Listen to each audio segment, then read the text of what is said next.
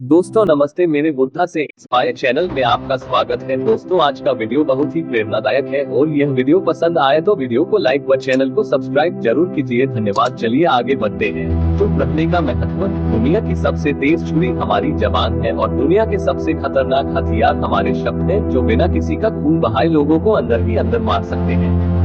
हमारे शब्द हमारी ताकत हो सकते हैं, उसी के साथ ये हमारी सबसे बड़ी कमजोरी भी हो सकते हैं, अगर हमें नहीं पता कि कब, कहां और क्या और कितना बोलना है।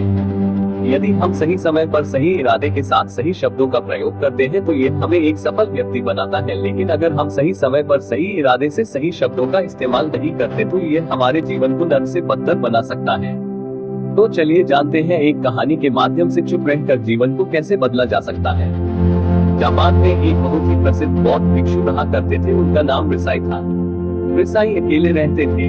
दुनिया के शोर शराबे से दूर जंगल में वो रहते थे और वह बड़े ही ध्यानी और प्रभु भक्त व्यक्ति थे, इसलिए वह पूरे जापान में बहुत प्रसिद्ध थे। एक राजकुमार की समस्या। Motivational story.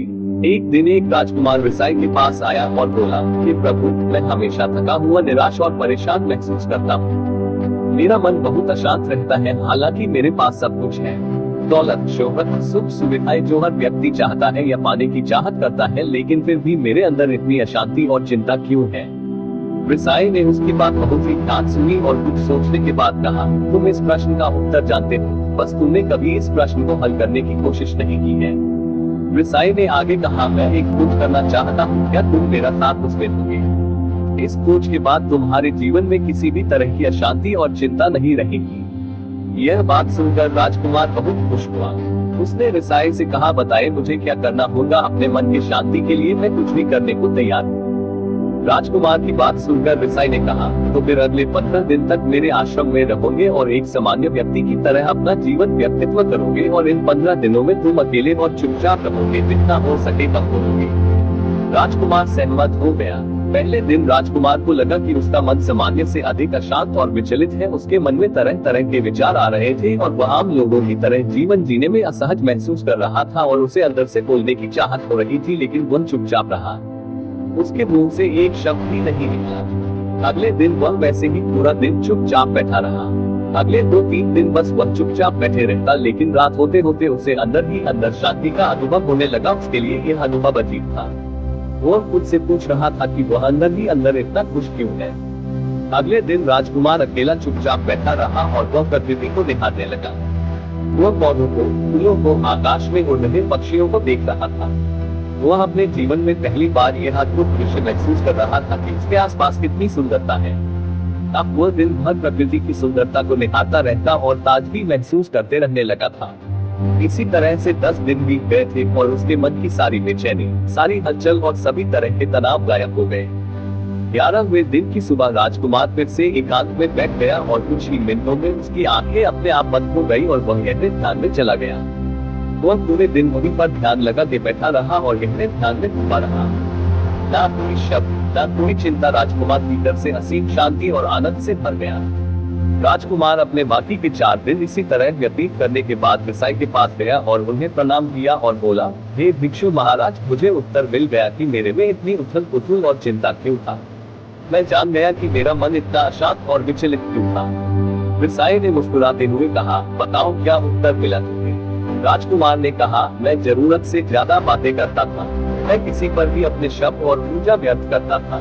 मैं दिन भर अपने लोगों से फालतू बातें करता और अकेले में उन्हीं लोगों के बारे में सोचता रहता था। ज्यादातर समय निगेटिव बातें सोचता रहता और इस तरह से मैं अपना समय बर्बाद कर देता था।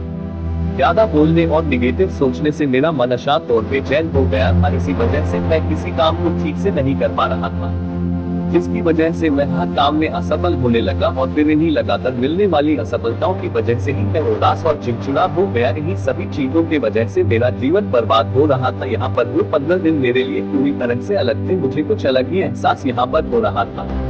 अब मुझे ऐसा लग रहा है मैं अपना जीवन पूरी तरह से जी रहा हूँ, लेकिन इसके पहले मैं अपना जीवन गलत तरीके से जी रहा था।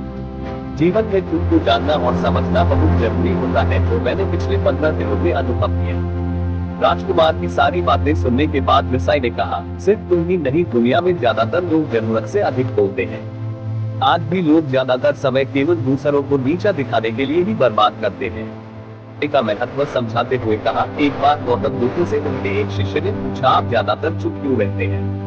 तब उद्धव उन्हें चुप रहने के फायदे को समझाते हैं। चुप रहने से व्यक्ति अंदर से अनंत शांति और गहराइयों में होता है। मौन अपने भीतर उतरने की पहली सीढ़ी है। मौन के बिना खुद को जानना असंभव है। खुद को जानने और समझने का पहला नियम है मौन हो जाओ। कम बोलने का कोई भी नुकसान नहीं है, लेकिन यदि आप ज्यादा बोलते हैं तो आप अधिक गलतियां करते हैं। अगर व्यक्ति कम बोलना शुरू कर दे तो संसार की 90% मुसीबतें अपने आप खत्म हो जाएंगी। जिसने मौन रहने की कला जान ली वो भीड़ में भी अकेले रहने कला जान लेता है। एकांत में तो आदमी आनंदित रहता है, दूसरों की उपस्थिति उनको बेचैनी पैदा करती है। चुप रहने की शक्ति से अधिकतर ऊर्जा को बचा लो। ओम बुद्धाय नमः। कल मिलते हैं एक नई कहानी के साथ जो कि आपकी जिंदगी बदल दे।